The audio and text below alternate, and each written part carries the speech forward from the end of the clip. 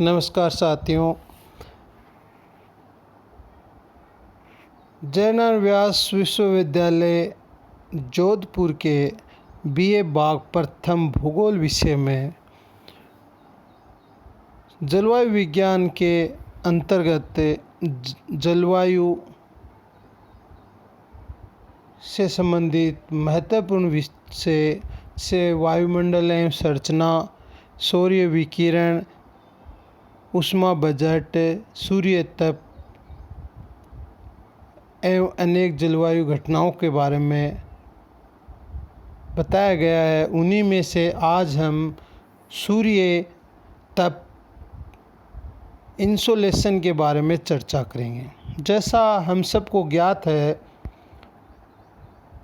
पृथ्वी पर जितनी भी जलवायु घटनाएं होती हैं वो सारी सूर्य की ऊर्जा से ही संचालित होती हैं। सूर्य एकमात्र स्रोत है जो हमें ऊष्मा प्रदान करता है, ऊर्जा देता है, और यह ऊर्जा लघु तरंगों के रूप में हमें प्राप्त होती है, जो सूर्य में होने वाली एक रासायनिक अभिक्रिया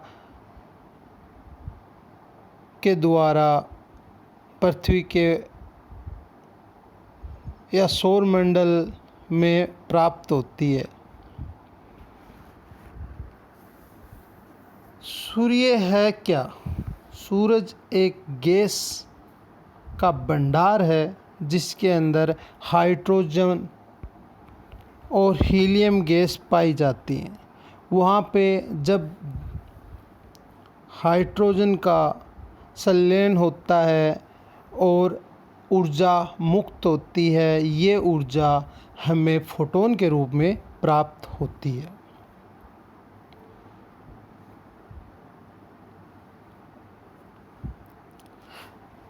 जैसा आपको पहले भी बताया जा चुका है कि पृथ्वी के जैवमंडल की जितनी भी गतिविधि हैं वो सूर्य ताप से संचालित होती हैं, और सूर्य के कारण ही हमें पृथ्वी पे होने वाली मौसमी घटनाओं का अनुभव होता है। पृथ्वी पे जो सूर्य से ऊष्मा प्राप्त होती है और जो निष्कासित होती है उसमें एक संतुलन बना होता है, जिससे तापमान संतुलित रहता है। परंतु आजकल मानव के अत्यधिक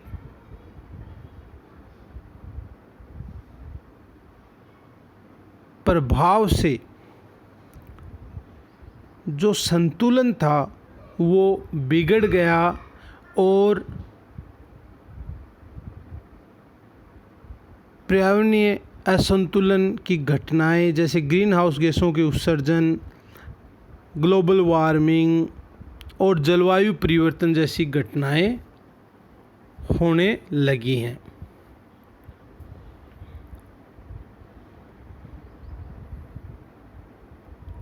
सौर विकिरण पृथ्वी पर जो सूर्य की ऊष्मा, सूर्य ताप प्राप्त होता है वो हमें शॉर्ट वेव के रूप में प्राप्त होता है, लघु तरंगों के रूप में प्राप्त होता है। और जो ये आने वाली सौर विकिरण है इसे ही हम सूर्य ताप इंसोलेशन कहते हैं।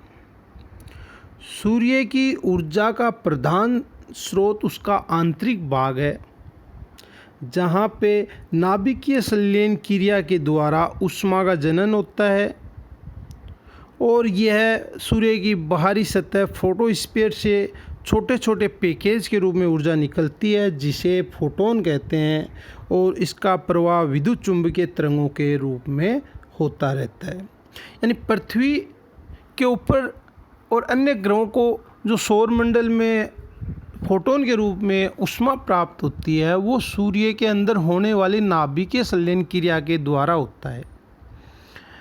यहाँ पे हाइड्रोजन के नाभिक संलयन की घटना से हीलियम का निर्माण होता है और ऊर्जा है वो फोटोन के रूप में उत्सर्जित होती है, जो लघु तरंगों के रूप में पृथ्वी के धरातल पे प्राप्त होती है। अब पृथ्वी पे जो ऊष्मा प्राप्त होती है, जो ऊर्जा प्राप्त होती है, उसका भी प्रत्येक स्थान पे एक जैसा आगमन नहीं होता। इसका कारण है पृथ्वी की आकृति है वो गोलाब आकृति है, जिससे सूर्य की किरणें हैं वो कहीं सीधी कहीं तिरछी पड़ती हैं। जहाँ सीधी पड़ती हैं वहाँ सूर्य ताप अधिक प्राप्त होता है और जहाँ अधिक वायुमंडल को पार करके पहुँचती हैं यानी तिरछी पड़ते हैं वहाँ सूर्य ताप कम प्राप्त होता है। पृथ्वी औसत रूप से वायुमंडल की ऊपरी सतह पर 1.94 कैलोरी प्रति वर्ग सेंटीमीटर प्रति मिनट ऊर्जा प्राप्त होती है। इसको सौर स्थिरांक कहते हैं और इसे लेंजली से व्यक्त करते हैं। तो सौर स्थिरांक है वो है 1.94 कैलोरी प्रति वर्ग सेंटीमीटर प्रति मिनट, जिसको लेंजली से व्यक्त करते हैं। और लेंजली एक क्षेत्र पर ऊर्जा वितरण की इकाई है। इसे ऊष्मा का घनत्व भी कहा जाता है और यह सौर विकिरण को मापने के लिए उपयोग किया जाता है।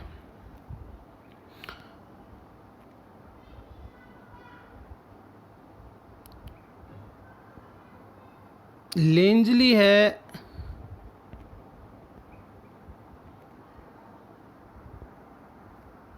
ये सौर स्थिरांक को व्यक्त करने की एक इकाई है और सौर स्थिरांक है वो 1.94 कैलोरी पर वर्ग सेंटीमीटर पर मिनट होता है और इसका काम सौर विकिरण मापने के काम भी आता है।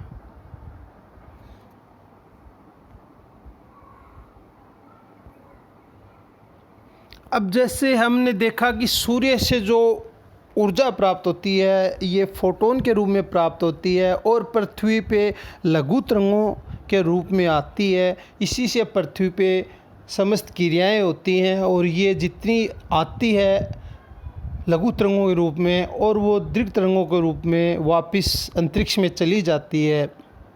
परंतु मानवीय गतिविधियों के कारण इसका संतुलन बिगड़ रहा है और तापमान वृद्धि होती जा रही है, जिसमें विभिन्न ग्रीन हाउस गैसें भी उत्तरदायी हैं, जिससे ग्लोबल वार्मिंग, जलवायु परिवर्तन जैसी घटनाएं होती हैं।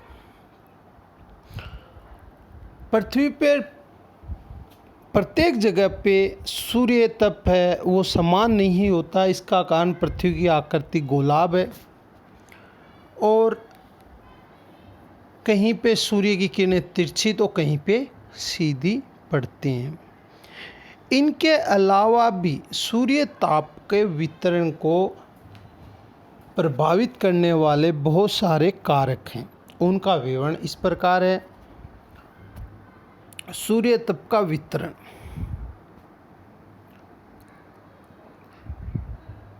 पृथ्वी की सतह पर प्रति इकाई क्षेत्र में प्राप्त होने वाली सौरिक विकिरण को सूर्य तप कहते हैं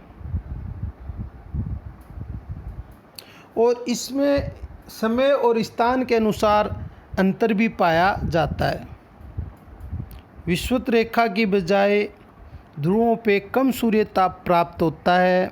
वहीं अपसौर और उपसौर की स्थिति में भी सूर्य ताप की मात्रा में परिवर्तन होता है। सूर्य ताप की मात्रा प्रतिदिन मौसम के हिसाब से भी परिवर्तित होती है। मुख्य रूप से जो सूर्य ताप को प्रभावित करने वाले कारक हैं वो इस प्रकार हैं। पृथ्वी है उसका अपनी धुरी पे घूमना, सूर्य की किरणों का कोण और झुकाव, दिन की अवधि, वायुमंडल की पारदर्शिता, स्थल का विन्यास, पृथ्वी की सूर्य से दूरी और सौर कलंकों की संख्या, ये प्रमुख कारक हैं जो सूर्य तप को प्रभावित करते हैं। अपसौर और उपसौर। अपसौर पृथ्वी और सूर्य के बीच में अधिकतम दूरी और उपसौर है पृथ्वी और सूर्य के बीच में न्यूनतम दूरी। इस स्थिति में भी सूर्य तप है वो हमें कम और अधिक प्राप्त होता है।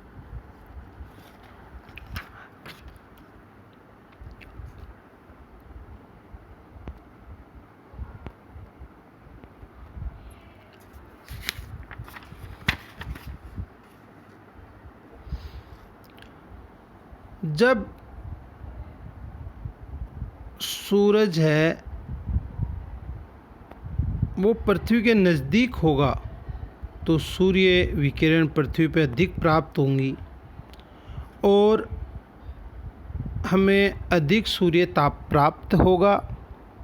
ये स्थिति 3 जनवरी को आती है,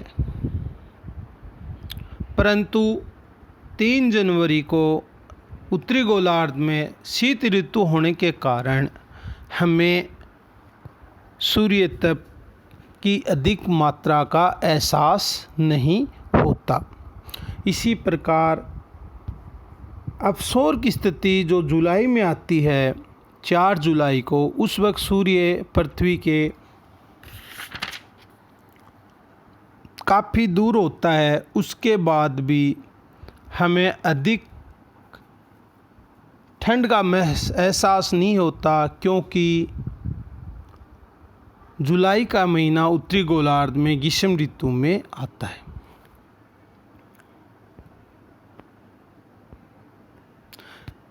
डायग्राम से हम देखते हैं कि 4 जुलाई को सूर्य है वो 152 मिलियन किलोमीटर दूर होता है। वहीं 3 जनवरी को सूर्य है वो 147 मिलियन किलोमीटर दूर होता है और इस सूर्य तप की मात्रा में परिवर्तन होता है। अब सूर्य के कोणों का झुकाव, जैसा हम जानते हैं कि पृथ्वी अपनी अक्ष पे घूमती है और सूर्य के सामने जो हिस्सा पृथ्वी का रहता है वहाँ सूर्य तप अधिक प्राप्त होता है, दूसरे हिस्से पे सूर्य तप नहीं प्राप्त होता।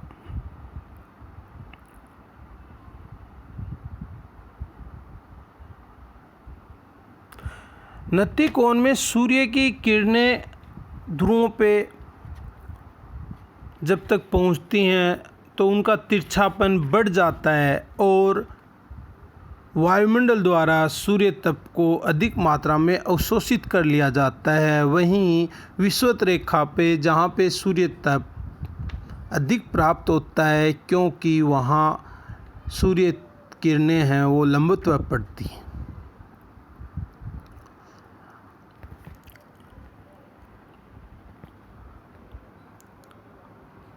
तो सूर्य की जो ऊर्जा है वो पृथ्वी की समस्त गतिविधियाँ संचालित करने में सहायक होती है। दूसरे शब्दों में कहें कि पृथ्वी पे जीवन है वो सूर्य ताप से ही संभव है।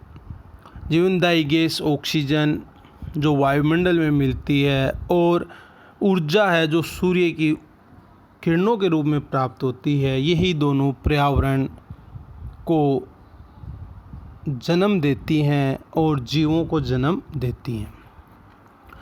सूर्य तप के वितरण को और उसके प्रभावित करने वाले कारकों का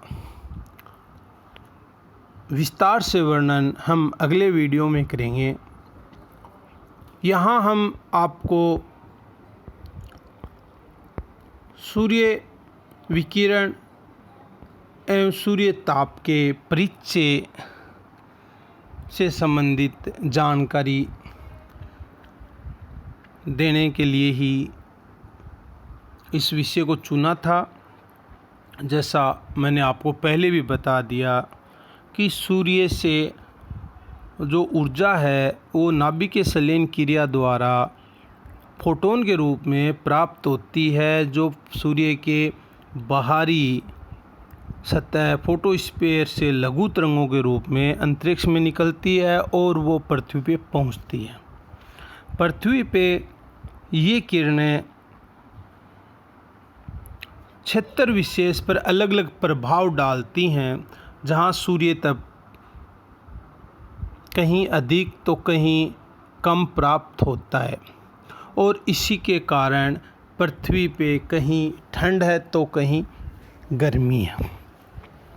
इसको प्रभावित करने वाले कारक हैं वो पृथ्वी की गोलाभ आकृति, सूर्य से दूरी, पृथ्वी के अपनी अक्ष पे झुका रहना, सौर कलंकों की स्थिति आदि हैं, जिसके कारण सूर्य तप का वितरण असमान है। आज के व्याख्यान में किसी प्रकार की समस्या हो तो आप मुझे कमेंट्स में पूछ सकते हैं या व्यक्तिगत भी संपर्क करके अपनी समस्या का समाधान कर सकते हैं। धन्यवाद साथियों।